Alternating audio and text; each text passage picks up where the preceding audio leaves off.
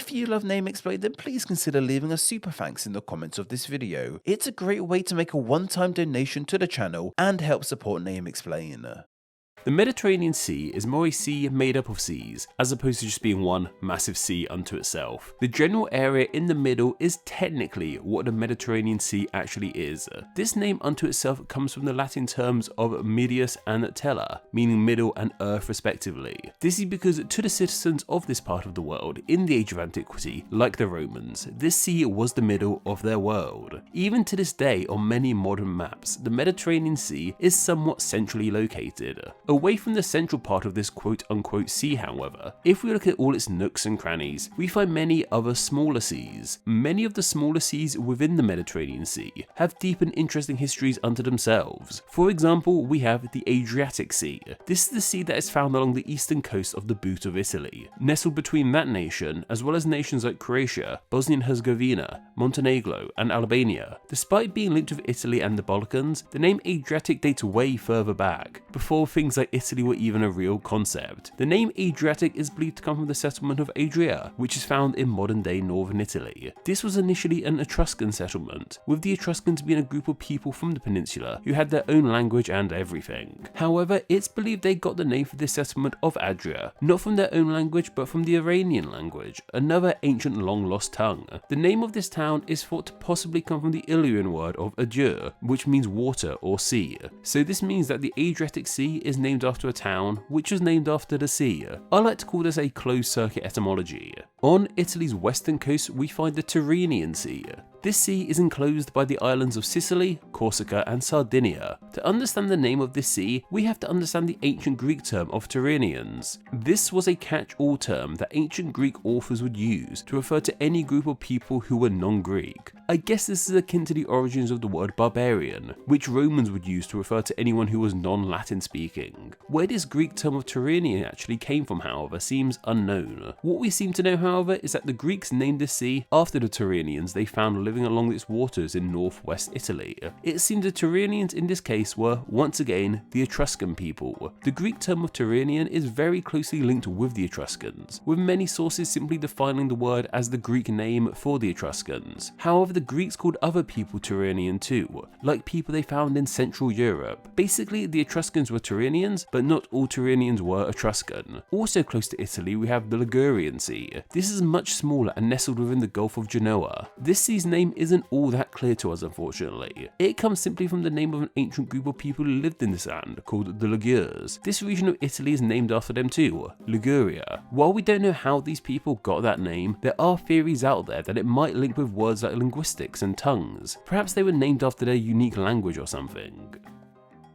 Moving away from Italy, we have the Barrieric Sea. This is found off the eastern coast of Spain and its islands, which are too called the Balearic Islands. If, like me, you are curious to know if the islands are named after the sea, or if the sea is named after the islands, then I'm happy to reveal that is in fact the sea that is named after these islands. This name comes from ancient roots, but was first recorded by the Greeks as a Balarachios. This name means something along the lines of slingers. This is because the people who lived on these islands would have used weapons that required throwing or slinging. What kind of weapons these were in particular, however, we have no idea. Maybe they were slingshots, or maybe javelins, or maybe they were just throwing rocks. Real mature guys. Whatever the case, it's kind of neat that these islands / this sea are named after their inhabitants' love of throwing stuff. The Aegean Sea is the westernmost point of the entire Mediterranean. It's found between south of Spain and the north coast of northern African countries like Morocco and Algeria. You know, from looking at this map, I've just only really realised that Portugal isn't technically Mediterranean.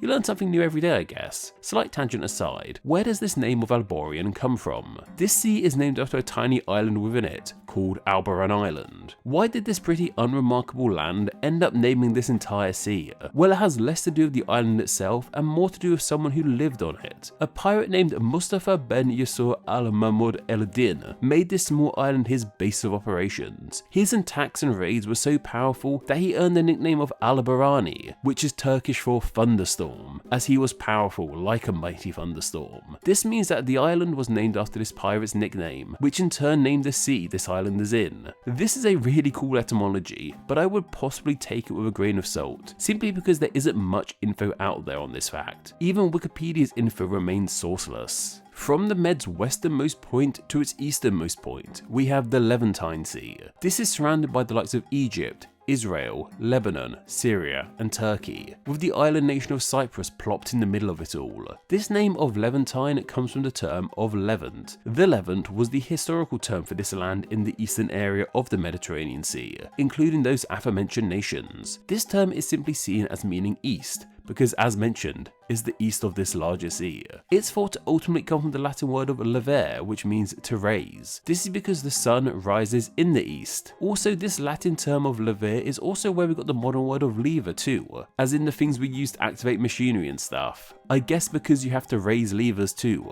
As we start to approach Greece, we have the Aegean Sea. This is the water found to the south of Italy and to the west of mainland Greece. This sea was named by the ancient Greeks from one of their old words, but beyond that there is little known about the origin of this name. Most noticeably, we have the myth of Io. Io was one of Zeus's lovers, and in one story he had to swim across the stormy waters of this sea. From this myth we can assume that the Aegean Sea is named after this very Io. Another myth that was named after someone from the Greek myths called Ionius, someone killed by Heracles by mistake, with his body laid to rest in this sea. Less myth-based etymology theories place the name with the Ionian people, Greek seafarers who explored these seas. It's just one of those names we aren't entirely sure about in regards to its origins. Finally, we have perhaps the most well-known of sea of the Mediterranean Sea, the Aegean Sea. This is the sea nestled between eastern mainland Greece and western Turkey. It is also home to the majority of the Greek islands, full of myths, history, and way too many drunk British tourists. This sea too has a name with origins in the myths of Greece, and is a tad more concrete than the myths relating to the Ionic Sea, well, as concrete as myths can be. The Aegean Sea is of course named after King Aegeus, the mythological founder of Athens, ancient Greece's most prized city-state, and still the capital of the nation to this day. This sea is named after him not only because of his importance in the myths of Greece, but also because in one Greek myth, the king met his demise in this sea. King Aegeus had sent his son Theseus off to kill the infamous Minotaur, telling his son that on his return to fly a white sail to signify his victory. While Theseus did kill the beast, he forgot to raise that white sail. His father King Aegeus stood looking for his son and that white sail for many days, but to no avail. Believing his son was dead and stricken with grief, King Aegeus threw himself into these waters, drowning himself. It's from this watery demise as to why this sea is named after him. The Aegean Sea is so diverse that, like the Med itself, smaller parts of it have been dubbed seas too. This is the likes of the Myrtirian Sea in the southwest, named after the mythical character of Myrtilus, who drowned in this sea, the Thracian Sea in the north, named after the ancient region of Thrace, the Icarian Sea in the east, named after the island of Icaria, which was of course named after Icarus, the dude who flew too close to the sun and stuff, and then in the south we have the Sea of Crete, named after the island of Crete. These seas of Myrtirian, Thracian, Icarian, and Crete are seas within a sea within a sea. The Sea of Crete also brings us nicely onto some of the other smaller seas, which are named after where they are close to, like the Sea of Sicily, Sea of Sardinia, and the Libyan Sea. You probably don't need me to explain those names, and I ought to mention quickly all the other bodies of water within the Mediterranean that aren't called seas. That includes the likes of the Gulfs of Leon, Antalya, Sidra, and Habes, as well as the Straits of Otranto, Messina, and Gibraltar. What's also really interesting in regards to the Mediterranean Sea is that many other seas and bodies of water across the planet are technically also called Mediterranean seas. This is because Mediterranean Sea has become something of a catch-all term in the world of oceanography. It is used to describe any kind of mostly enclosed body of water that has little water exchange with any other major oceans. This concept is named after the main Mediterranean Sea due to the fact it's the most noticeable sea that fits those criteria. Other seas and waters that in the eyes of oceanographers can be seen as being Mediterranean seas include the likes of the Black Sea, the Baltic Sea, the Red Sea, and the Gulf of Mexico along with the Caribbean Sea are often combined together and referred to collectively as the American Mediterranean Sea. Like the actual Med itself, many of these seas are very closed off to other bodies of water. Basically, the main takeaway from this video should be the fact that we use the name Mediterranean Sea for a lot of seas that aren't actually called the Mediterranean.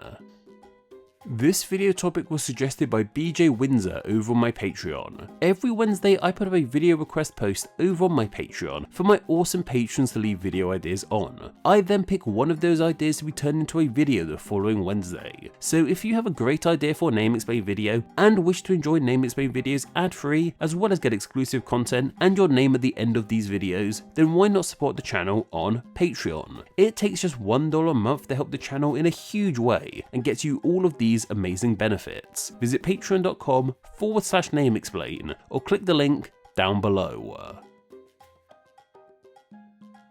Name Explain depends on viewers like yourself supporting the channel financially on Patreon, so a huge thank you to everyone who does. Donating just $1 a month helps the channel amazingly and gets you bonuses including ad-free videos, exclusive content, the power to request ideas to be made into actual Name Explain videos, and your name at the end of the video with all these awesome people. Visit patreon.com/nameexplain or click the link down below to find out how you too can support the channel.